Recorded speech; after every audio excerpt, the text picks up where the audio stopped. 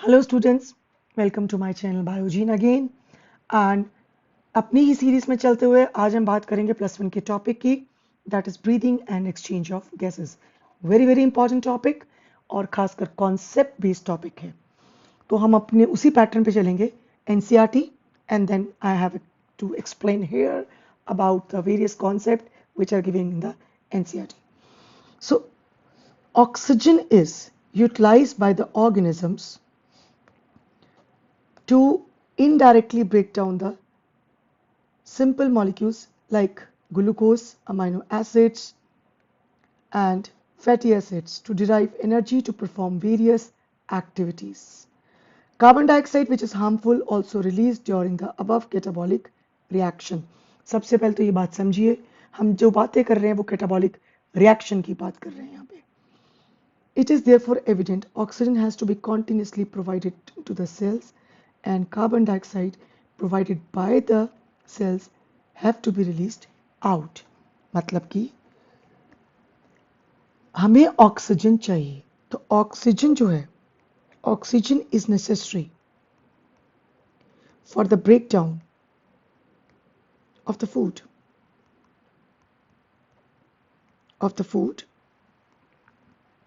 by the cell.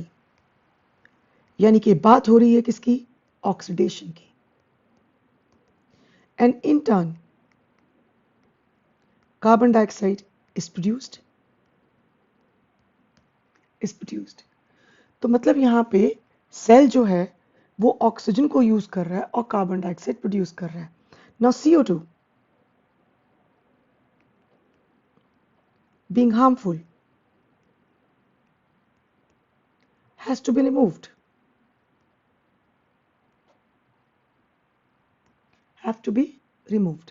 So this exchange of gases, यानी हमने oxygen ली और in return carbon dioxide provide करी, यानी कि बाहर निकाली, that is what we call breathing और रेस्पिरेशन. एक्चुअली बहुत सिनोनिम सा वर्ड यूज होता है, बट एक्चुअली सिनोनिम है नहीं. तो देखिए, this process of exchange of oxygen from atmosphere with CO2 produced by the cell is called breathing. So what is breathing? Breathing is the process of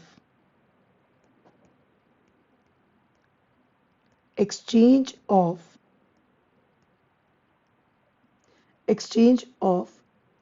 oxygen from the atmosphere with carbon dioxide produced by cell. This is called breathing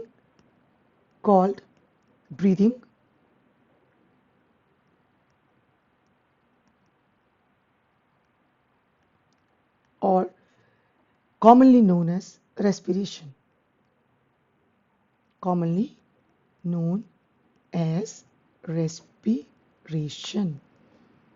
तो यहाँ पे आप देखिए, हम दोनों terms को हमने एक साथ इकट्ठा कर दिया है, बट यहाँ पे मैं थोड़ा सा सेग्रीगेट करना चाहूँगी. अगर मैं बात करूँ ब्रीदिंग, और इसको हम कहते हैं वेंटिलेशन. इसके लिए एक और वर्ड भी यूज करते हैं, एक्सटर्नल रेस्पिरेशन. इसको क्या कहते हैं? ये क्या चीज होगी आपकी?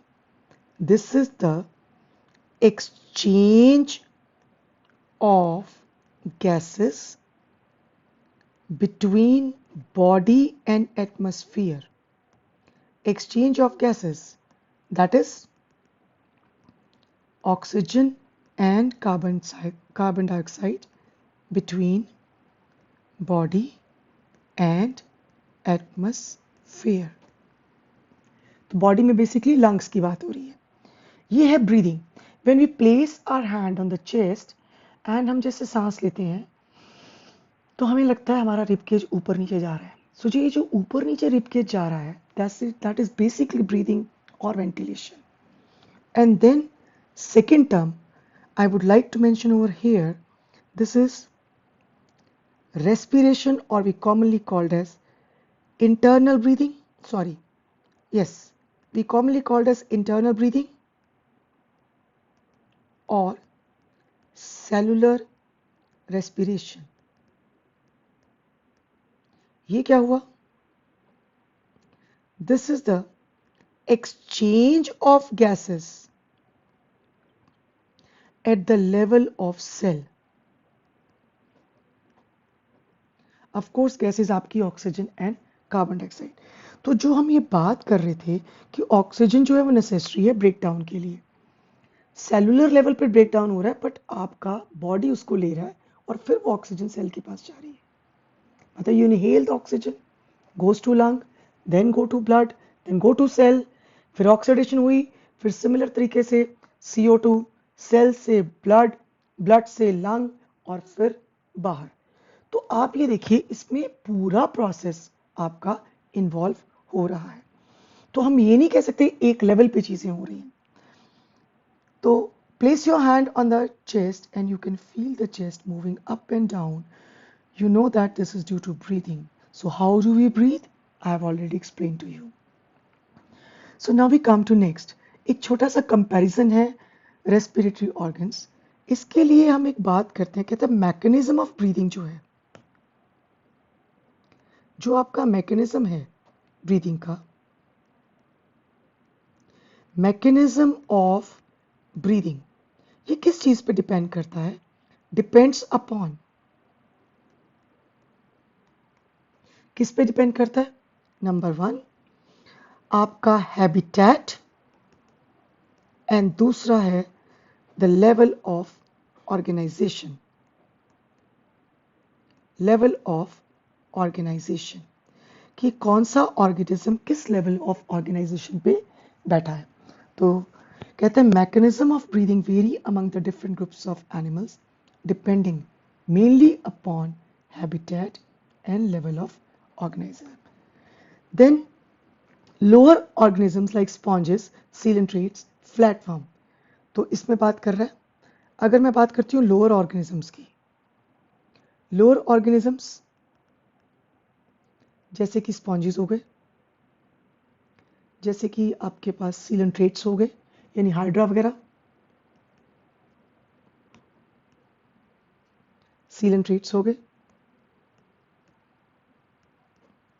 और इवन आपके फ्लैटवर्म्स, प्लानेरिया एक्सेट्रा. ये जो है there is direct exchange, direct exchange between body and atmosphere.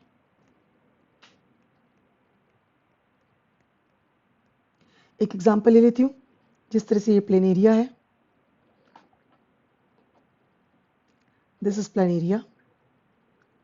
अब इसकी बॉडी में जो सेल्स हैं, पहले ऑक्सीजन बाहर ज्यादा है तो ऑक्सीजन डिफ्यूज कर गई, और CO2 ऑक्सीडेशन के बाद बॉडी में ज्यादा बनी तो बाहर की तरफ डिफ्यूज कर गई. So this is a kind of direct respiration. So ये आपकी जो है वो एक तरह से डायरेक्ट रेस्पिरेशन के अंदर आती है, क्योंकि इसमें कोई भी मीडियम इन्वॉल्व नहीं है. अगर हम आगे बात करें एक्सचेंज ऑफ गैसेस और CO2 सिंपली बाय डिफ्यूजन, तो direct exchange between body and atmosphere, of course procedure जो इसमें यूज हो रहा है वो आपका डिफ्यूजन का यूज हो रहा है. सो डिफ्यूजन हो रहा है. Earthworm use the moist cuticle and insects have network of tubes, that is the tracheal respiration, to transport atmospheric air between the body, within the body. तो बॉडी के अंदर जो जा रही है उसके लिए वो क्या यूज कर रहा है? सिस्टम ऑफ ट्यूब्स यूज कर रहा है. तो यहाँ पे हम बात करेंगे.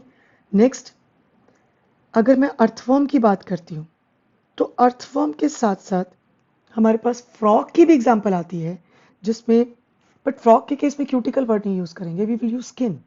तो इसलिए यहां पे हम बात करें मॉइस्ट क्यूटिकल. इसको क्यूटेनियस रेस्पिरेशन भी कह देते हैं.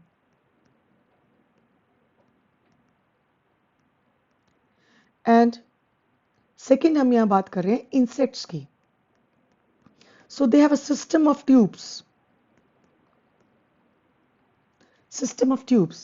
that is also called as tracheal respiration. Trachea. So system of tubes, that is trachea. So this respiration we also called as tracheal respiration. And I tell you, this is also a more direct mode of exchange. Earthworm में indirect है, insects को direct माना जा रहा है. और third we have special vascularize structure called gills. तो अब बात कर रहे हैं हम aquatic amphibians की, sorry, yes, aquatic amphibians also. We are using term aquatic arthropods, mollusk और even आपकी fishes. तो हम बात करेंगे aquatic arthropods में.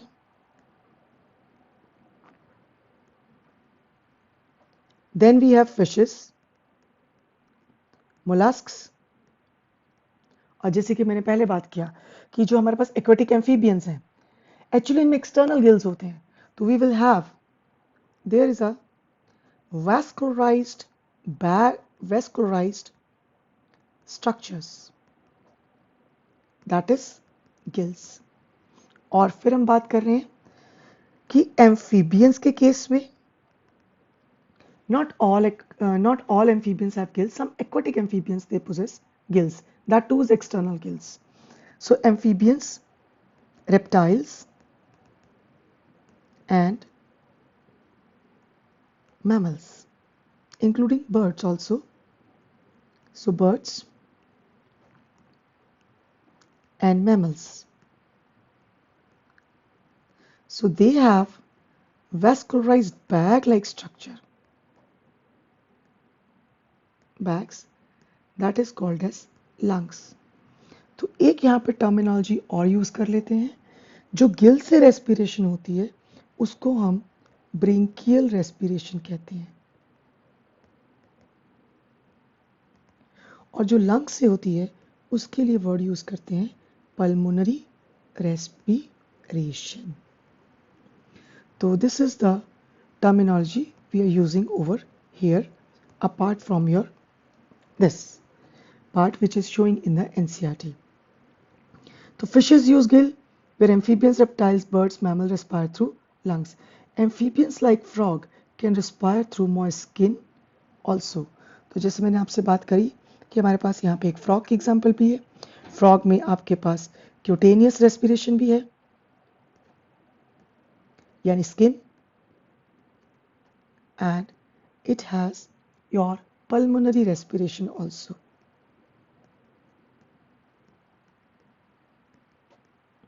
There's one more mode also found in the frog. That is the buccopharyngeal respiration.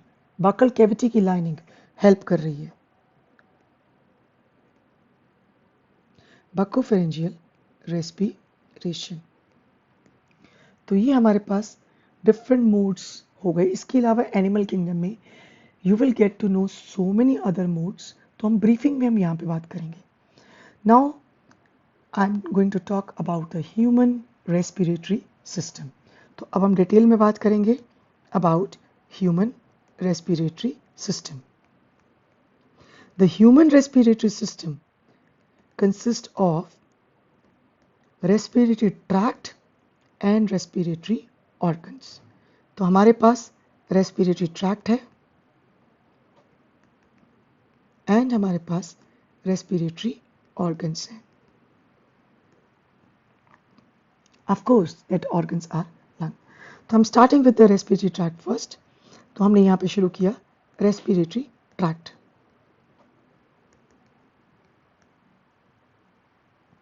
तो इस वीडियो में हम आपको रेस्पिरेटरी ट्रैक्ट तक की बात करेंगे, कुछ इंट्रोडक्शन लंग्स की, ज़्यादा डिटेल में नहीं जाएंगे. नेक्स्ट लेक्चर के अंदर we will go into the detail.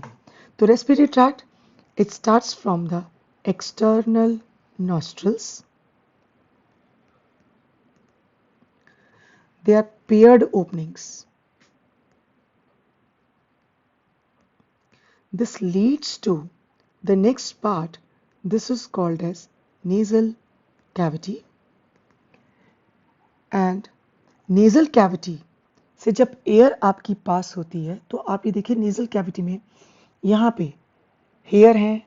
ये वाला पार्ट अगर आप कभी मिरर के आगे जाके देखेंगे इसको तो ये पार्ट आपको काफ़ी पिंक नज़र आएगा और उसके पीछे आपको थोड़ा येलोइश सा पार्ट नज़र आता है। सो बेसिकली जब एयर नेजल कैविटी में से पास करती है तो वो मॉइस्ट हो जाती है, फिल्टर हो जाती है, वार्म हो जाती है और हम ये भी कह सकते हैं कंडीशनड हो जाती है। सो नेजल कैविटी ये क्या काम कर रही है? It helps in filtration, filtering, it helps in filtration, warming, moistening of air. So coming to this, we have a pair of external nostrils opening above the upper lips. It leads to the nasal chamber through nasal passage. तो मैंने यहाँ पे word लिखा है nasal cavity. Basically क्या है, जो आपका नेजल चैम्बर है उसका जो एरिया है that is what we call as nasal cavity. तो nasal chamber open into pharynx. तो we can use word over here also. आप इसको नेजल कैविटी कह लीजिए. We can also call it as nasal chamber because the space enclose is called nasal cavity and chamber हो गया आपका पूरा area. So third आपके पास आ गया that is pharynx. Now air that goes into the pharynx. Pharynx, as we know, it's a common passage for food and air. Common passage for food and air with three parts: nasopharynx, oropharynx and laryngopharynx. Pharynx next lead to, that is this part which we call larynx and it is commonly called as sound box. इसको sound box कहते हैं. ये एक cartilaginous structure है and precisely it is made up of 9 pieces of the cartilage. So larynx is the sound box. Why we call it sound box? It contains two paired mucosal folds. Two pairs of mucosal folds, that is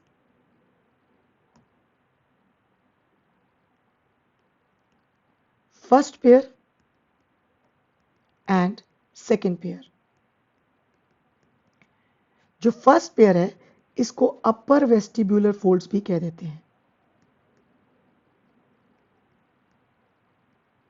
and second pair this is called as lower vestibular folds. मैं इसको एक बार रब करके यहाँ पे थोड़ा सा इस तरह से लिखना चाहूँगी because I think I am not able to put in the right way. So two pair of mucosal folds, that is one is the first pair and other is the second pair. जो second pair है उसको हम true vocal chords भी कहते हैं और जो first pair है इसको हम फॉल्स वोकल कॉर्ड्स भी कहते हैं और इसको हम अपर वेस्टिब्यूलर फोल्ड्स भी बोलते हैं और ये हो गए आपके लोअर वेस्टिब्यूलर फोल्ड्स. जो आपके ट्रू वोकल कॉर्ड्स हैं they help in production of sound.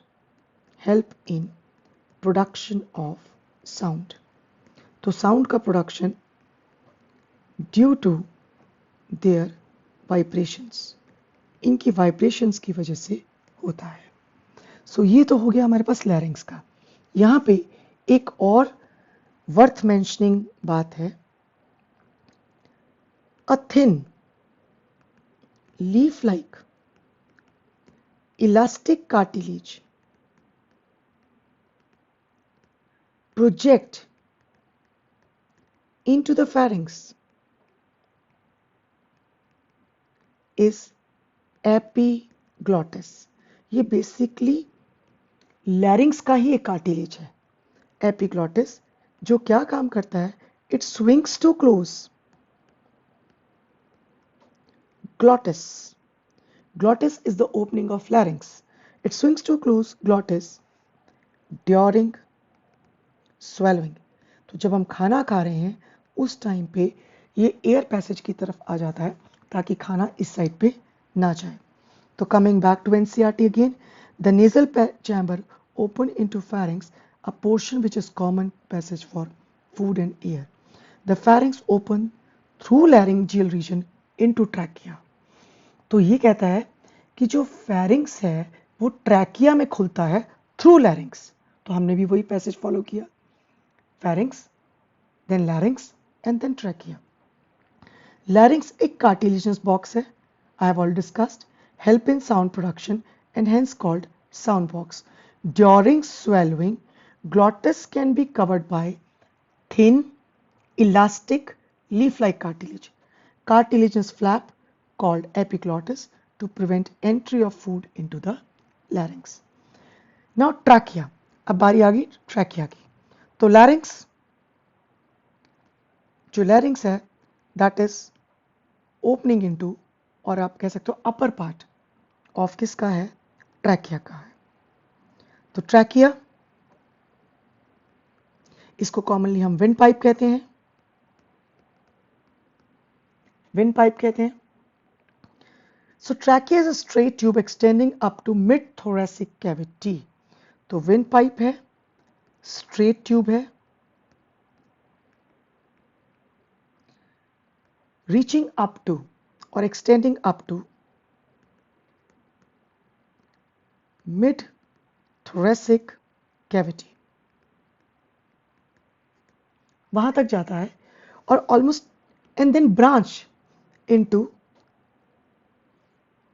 Primary bronchi. दो उसकी डिविजन्स होगी जिसको हम प्राइमरी ब्रोंकाई कहते हैं. Up to mid thoracic cavity and branch और divide into two primary bronchi, that is right और लेफ्ट ब्रोंकाई. ये जो डिवीजन है ये बेसिकली T5 के लेवल पे होती है, यानी थोरेसिक 5. तो T5 के लेवल पे जाकर ऑलमोस्ट ये ब्रांच करता है. So branching point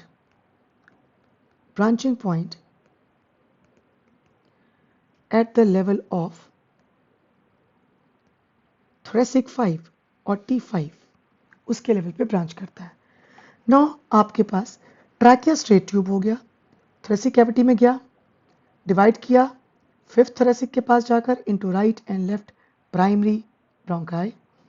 Each bronchi undergo repeated division to form secondary and tertiary bronchioles, ending up in a very thin terminal bronchioles.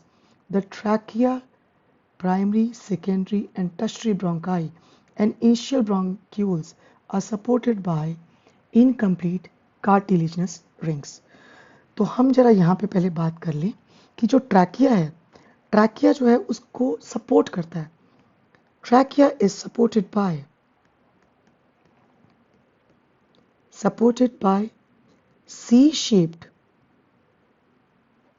C-shaped cartilaginous rings. तो they are supported by C-shaped यानी कि incomplete cartilaginous rings. तो ये जो rings हैं खास तरह के कार्टिलेज के साथ बने होते हैं, इनको हाईलाइन कार्टिलेज कहते हैं. So that is supported by the cartilaginous rings. और ये रिंग उसको क्या कर रहे हैं, क्या बेसिकली काम है इन रिंग्स का? They prevent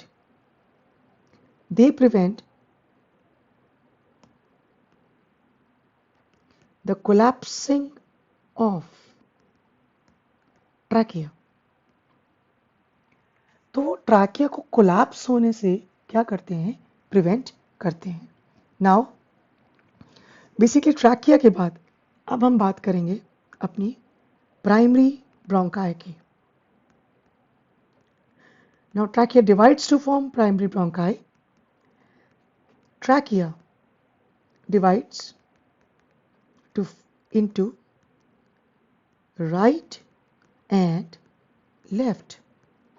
Primary bronchi entering the lungs. Entering the lungs.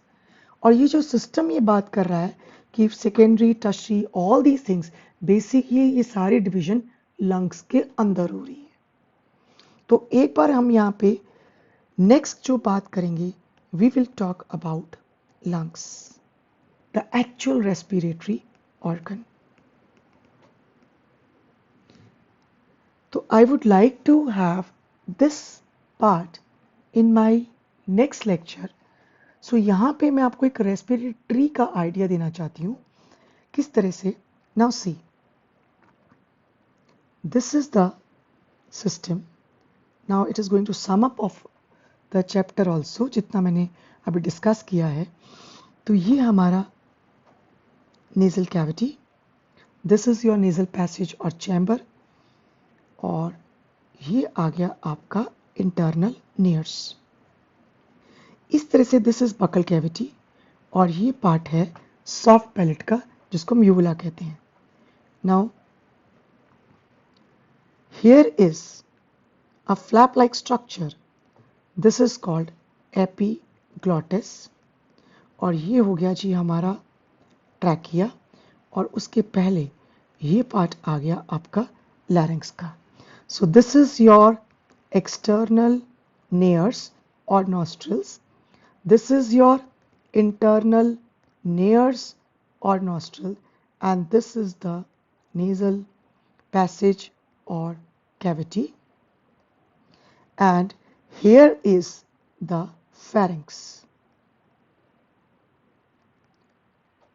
Now pharynx में हमारे पास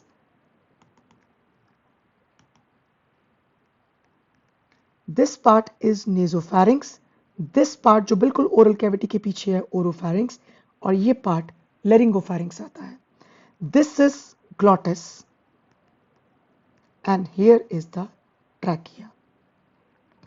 now trachea divide into right और लेफ्ट ब्रोंकस, और ये आपके प्राइमरी ब्रोंकाई हो गया.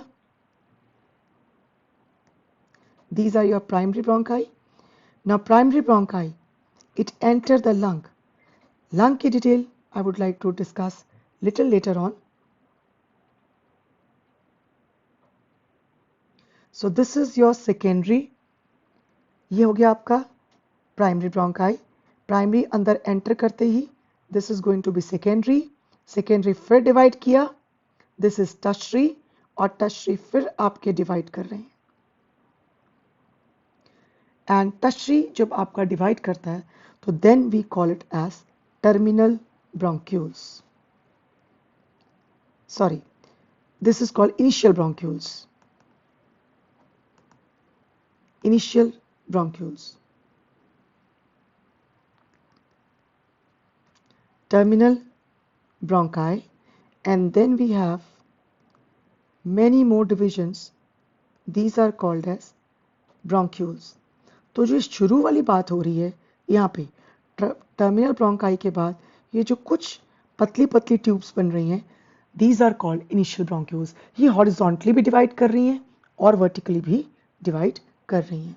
सो bronchioles, now each bronchiole they enter into lung lobule. ये लोब है, ये मैंने लोब बनाए हैं, ये लोब्यूल है. जब ये लोब्यूल के अंदर एंटर करता है तो फिर डिवाइड हो जाता है लोबुलर, लोबुलर फिर डिवाइड हुआ टर्मिनल, टर्मिनल फिर डिवाइड हुआ रेस्पिरेटरी, रेस्पिरेटरी फिर डिवाइड हुआ एल्वियोलर डक्ट, और ये थोड़ा सा एक्सपैंड होने के बाद एक बैलून लाइक स्ट्रक्चर्स में एंड अप कर रहे हैं जिनको हम एल्वियोलाई कहते हैं. सो this is the duct system of the lung.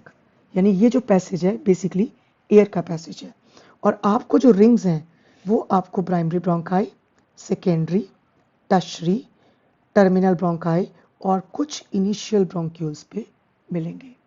So that's all for today. Thank you very much.